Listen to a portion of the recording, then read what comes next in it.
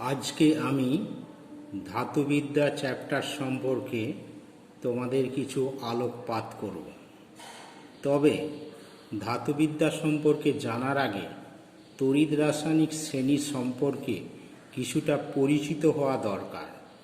প্রথমেই আমি বলবো তড়িৎ রাসায়নিক শ্রেণী কাদের বলে। না, মনে রাখবে বিভিন্ন ধাতুগুলিকে তাদের ক্রমহ্রাসমান সক্রিয়তা অনুসারে সাজালে একটা সারি পাওয়া যায়। সেই সারিটাকে আমরা কি বলি? তড়িৎ রাসায়নিক সারি বলা হয়। এই হচ্ছে তড়িৎ রাসায়নিক সারি। ওপরে lithium, potassium, calcium, sodium, magnesium, aluminium, zinc, iron, এরকম করে hydrogen, copper, mercury, silver, gold. তাহলে উপর থেকে নিচে পর্যন্ত এই সারিটাই হচ্ছে তড়িৎ রাসায়নিক সারি। এই সারিটাকে তোমরা মুখস্থ করে নেবে, এটা পরবর্তী উঁচু ক্লাসে কাজে লাগবে। তড়িৎ রাসায়নিক শ্রেণীটিকে লক্ষ্য করলে দেখা যায় যে সবগুলোই কিন্তু ধাতু। দেখো মাঝে একটা কিন্তু অধাতু হাইড্রোজেন আছে। তড়িৎ রাসায়নিক শ্রেণীকে সিম্পলি দুটো ভাগে ভাগ করা যায়, একটা হচ্ছে হাইড্রোজেনের উপরে আর একটা হচ্ছে হাইড্রোজেনের নিচে। কিন্তু আবার খুব ক্লিয়ারলি লক্ষ্য করলে এটাকে তিনটে ভাগেও ভাগ করতে পারো। লিথিয়াম থেকে অ্যালুমিনিয়াম পর্যন্ত এইটাকে বলছে তড়িৎ রাসায়নিক শ্রেণীর উপরের দিকের সারি। জিঙ্ক থেকে হাইড্রোজেনের উপর মানে লেড পর্যন্ত এটা হচ্ছে মাঝের দিকের সারি। তাহলে এটা হলো মাঝের দিক, এটা তড়িৎ রাসায়নিক শ্রেণীর উপরের দিক, আর এটা হচ্ছে হাইড্রোজেন। হাইড্রোজেনের নিচে কি আছে? এটা হচ্ছে তড়িৎ রাসায়নিক শ্রেণীর নিচের দিক। উপরের দিকের মৌলগুলির রাসায়নিক সক্রিয়তা খুব বেশি।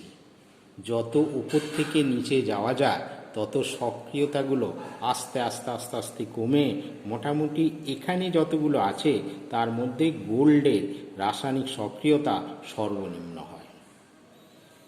তিনটে সারিরই কিছু বৈশিষ্ট্য আছে, সেগুলি একটু লক্ষ্য রাখবেন। তড়িৎ রাসায়নিক শ্রেণী উপরের দিকে সারি মৌলগুলি মনে রাখবে প্রমাণ বিজারণ বিভবের মান অনেক কম বা ঋণাত্মক। তাহলে 1 নম্বর, উপরের দিকের মৌলগুলি প্রমাণ বিজারণ বিভবের মান খুব ঋণাত্মক। 2 নম্বর, এদের রাসায়নিক সক্রিয়তা খুব বেশি। এরা সহজেই ইলেকট্রন ত্যাগ করে বিভিন্ন ক্যাটায়নে পরিণত হয়। ঠিক আছে। 3 নম্বর, এই মৌলগুলি বাতাসে রেখে দিলে সঙ্গে সঙ্গে এরা কি করে? এয়ারের অক্সিজেনের সঙ্গে রাসায়নিক বিক্রিয়া করে।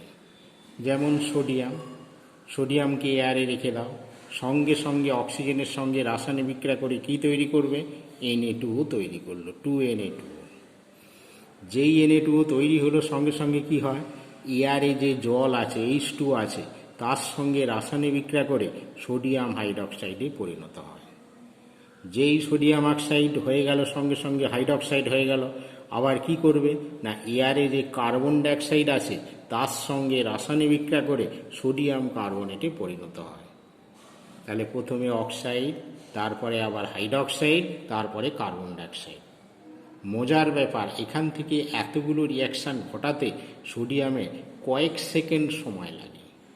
শুধু সোডিয়াম বলেই নয়, উপরের দিকের মৌলগুলো দ্রুত এরকম রাসায়নিক বিক্রিয়ায় অংশগ্রহণ করে। এদের সক্রিয়তা খুব বেশি, তাই এই মৌলগুলিকে প্রকৃতিতে মনে রাখবে মুক্ত অবস্থায় পাওয়া যায় না। কি বললাম? প্রকৃতিতে মুক্ত অবস্থায় পাওয়া যায় না। তাহলে তড়িৎ রাসায়নিক শ্রেণীর ওপরের দিকের মৌলগুলিকে মুক্ত অবস্থায় পাওয়া যায় না। বিভিন্ন যৌগের মধ্যে এরা অবস্থান করে। এদের সক্রিয়তা এত বেশি যে ল্যাবরেটরিতে এদের রাখতে গেলে বিভিন্ন ইনার্ট সলভেন্ট বা নিষ্ক্রিয় দ্রাবকের মধ্যে এদের ডুবিয়ে রাখতে হয়। যেমন সোডিয়ামকে ল্যাবরেটরিতে কার মধ্যে রাখবে? একটা বোতল মনে করো, এই হচ্ছে বোতল, এখানে সোডিয়াম স্টোর করে রাখতে চাই। এখানে আগে কেরোসিন তেল দেয়া হয়, কেরোসিন তেলের মধ্যে সোডিয়ামকে ডুবিয়ে রাখা হয়, যাতে কিনা এই এয়ারের সংস্পর্শে আসতে না পারে। কারণ এয়ারের সংস্পর্শে সোডিয়াম এলেই এই ধরনের রাসায়নিক বিক্রিয়া করে দ্রুত নষ্ট হয়ে যাবে। তাহলে উপরের দিকে ধাতুগুলি কেরোসিন তেল, বেনজিন প্রভৃতি নানা রকম ইনার্ট সলভেন্টের মধ্যে রাখা হয়। চলে আসি তড়িৎ রাসায়নিক শ্রেণীর মাঝামাঝি শ্রেণীর মৌলগুলি। এগুলির সক্রিয়তা উপরেরগুলোর থেকে অনেকটাই কম। 1, 2 নম্বর, এদের ইলেকট্রন বর্জনের প্রবণতা অনেকটাই কম। 3 নম্বর, এদের প্রমাণ বিজারণ বিভবের মান তুলনামূলক অপরগুলোর তুলনায় বেশি।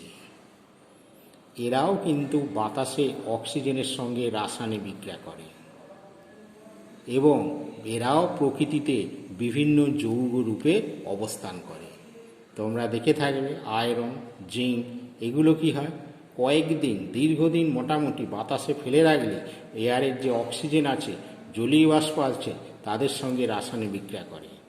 যেমন আয়রনও রাসায়নিক বিক্রিয়া করে ফেলে, এয়ারের অক্সিজেন জলীয় বাষ্পের সঙ্গে বিক্রিয়া করে মরচে তৈরি করে ফেলে। এরাও প্রকৃতিতে বিভিন্ন যৌগ রূপে অবস্থান করে। তবে এদের সক্রিয়তা ওপরেরগুলোর মতো অত বেশি নয়। এদের রাখতে গেলে যেমন কেরোসিন তেলের মধ্যে বা বেনজিনের মধ্যে ডুবিয়ে রাখতে হয়, এদের কিন্তু তা হয় না। এদের মোটামুটি পরিবেশেই রাখা হয়, তবে যদিও সেটা বিক্রিয়া করে ফেলে, কিন্তু বেনজিন ফেনজিন বা কেরোসিনের মধ্যে ডুবিয়ে রাখা যায় না। চলে আসি তড়িৎ রাসায়নিক শ্রেণীর নিচের দিকের সারি। এদের প্রমাণ বিজারণ বিভবের মান ধনাত্মক। এরা সহজে ইলেকট্রন বর্জন করে না এবং এদের সক্রিয়তা প্রায় নেই। যেমন গোল্ড, সিলভার এরা ইলেকট্রন বর্জন করে না, এদের সক্রিয়তা খুব কম, এদের প্রমাণ বিজারণ বিভবের মান অনেক বেশি, তাই এদের প্রকৃতিতে মুক্ত অবস্থায় পাওয়া যায়। তা এই হচ্ছে তড়িৎ রাসায়নিক সারি। আরও কিছু বৈশিষ্ট্য আছে, লক্ষ্য করা। লঘু অ্যাসিড থেকে হাইড্রোজেন প্রতিস্থাপন, এই হচ্ছে তড়িৎ রাসায়নিক শ্রেণী। মনে রাখবে, তড়িৎ রাসায়নিক শ্রেণীতে যে সমস্ত ধাতুগুলি হাইড্রোজেনের উপরে আছে তারাই শুধুমাত্র লঘু অ্যাসিড থেকে হাইড্রোজেনকে প্রতিস্থাপিত করতে পারে। তাহলে হাইড্রোজেনের উপরে কি আছে, এই সমস্ত ধাতুগুলি লঘু অ্যাসিড থেকে হাইড্রোজেনকে প্রতিস্থাপন করতে পারে। যেমন জিঙ্ক, লক্ষ্য করো, জিঙ্কে লঘু অ্যাসিড যোগ করলে কি হবে, ZnCl2 হবে আর H2 হয়ে যাবে।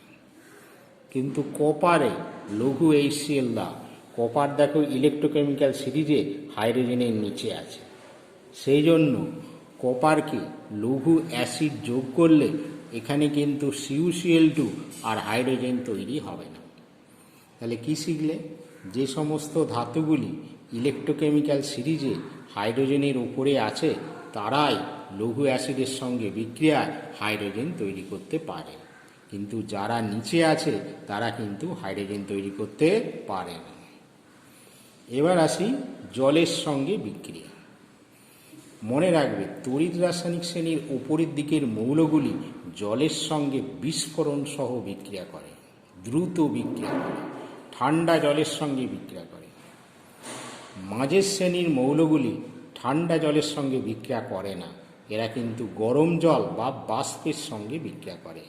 আর নিচের দিকের মৌলগুলির সঙ্গে জলের কোনো রাসায়নিক বিক্রিয়া হয় না। তাহলে কি বলতে পারি, যত উপর থেকে নিচের দিকে যাওয়া যায় জলের সঙ্গে রাসায়নিক বিক্রিয়া করার প্রবণতা আস্তে আস্তে কমতে থাকে। একটা উদাহরণ দিচ্ছি, লক্ষ্য করো। সোডিয়ামকে জল যোগ করা হলো। সোডিয়াম ইলেকট্রোকেমিক্যাল সিরিজের ওপরের দিকের ধাতু। সোডিয়ামকে জল দিলে বিস্ফোরণ সহ রাসায়নিক বিক্রিয়া হয়ে সোডিয়াম হাইড্রক্সাইড এবং হাইড্রোজেন উৎপন্ন করে। আয়রনে জল, আয়রন দেখো তড়িৎ রাসায়নিক শ্রেণীর মাঝামাঝি শ্রেণীর ধাতু। লোহিত তত্ত্ব আয়রনের সঙ্গে স্টিমের রাসায়নিক বিক্রিয়া করলে, এটা স্টিম রাসায়নিক বিক্রিয়া করলে Fe3O4 + H2 পরিণত হয়। তাহলে এটা ঠান্ডা জল এবং এটা লোহিত তপ্ত আয়রন এবং স্টিম। সিলভার ইলেকট্রোকেমিক্যাল সিরিজের নিচের দিকের ধাতু। এদের সঙ্গে জল রেখে দিল, এদের কিন্তু কোনো রাসায়নিক বিক্রিয়া হয় না, নো রিয়াকশন। এরপরে চলে আসি ধাতব লবণ থেকে ধাতু প্রতিস্থাপন। কপার সালফেটে জিঙ্ক দিলে কি হবে লক্ষ্য করুন।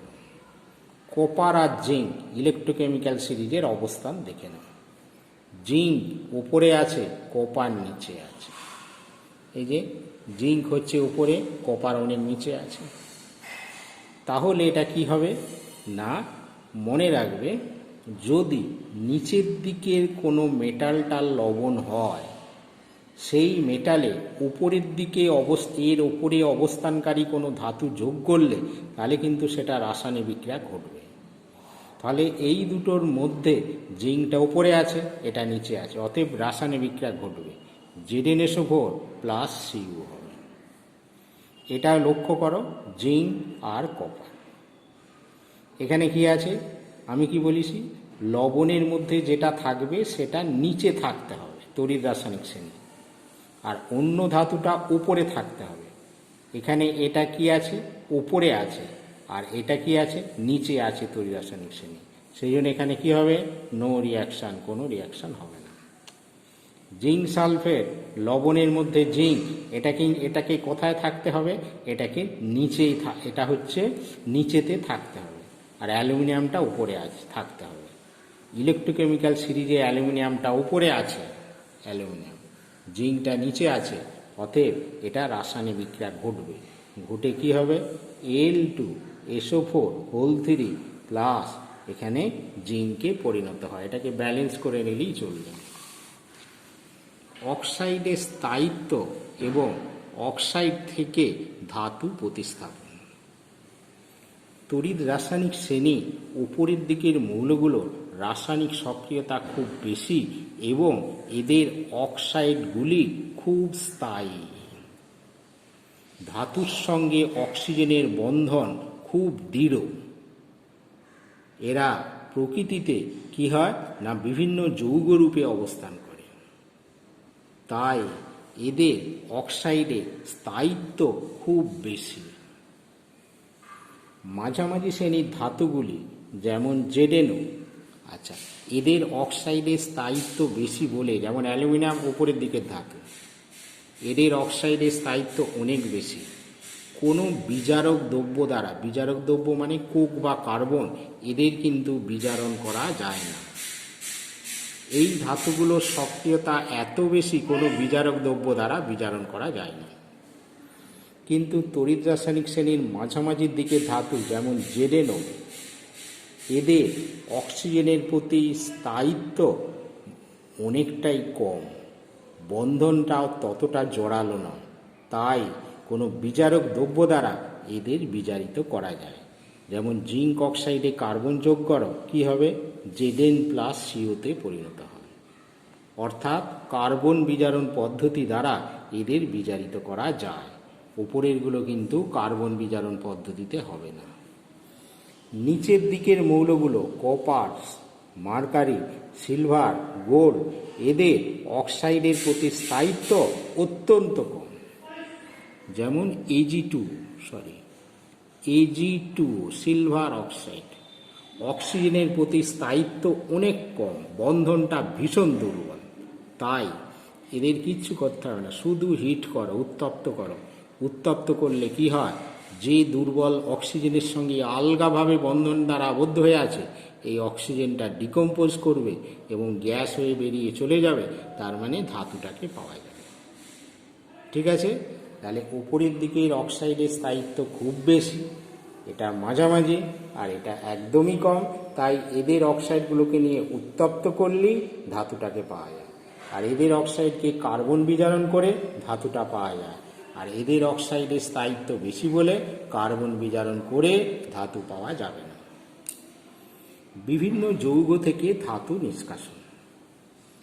তড়িৎ রাসায়নিক শ্রেণীর ওপরের দিকের মৌলগুলো কি বললাম, বিভিন্ন যৌগ রূপে অবস্থান করে এবং সেই যৌগগুলো অত্যন্ত স্থায়ী হয়, তাই এদের বিভিন্ন যৌগ থেকে ধাতু নিষ্কাশন করতে গেলে, যেমন ক্যালসিয়াম আছে CaCl2, সোডিয়াম আছে NaCl, এদের সাধারণত মনে রাখবে তড়িৎ বিশ্লেষণ প্রক্রিয়ায় ধাতু নিষ্কাশন করা হয়। কি করে করব? এই লবণগুলোকে নেওয়া হয়, এগুলোকে গলিত তাপ দিয়ে এটাকে গলানো হয়, গলিত লব দ্রবণ নেওয়া হয়, সেটাকে উপযুক্ত তড়িৎদ্বার ব্যবহার করে ইলেকট্রোলিসিস করলে, তড়িৎ বিশ্লেষণ করলে আমরা ধাতু পেয়ে থাকি।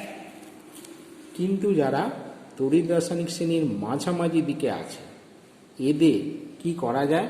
কার্বন বিজারণ করে এদের ধাতু নিষ্কাশন করা যায়। কার্বন বিজারণ করে, কার্বন রিডাকশান কিংবা থার্মিট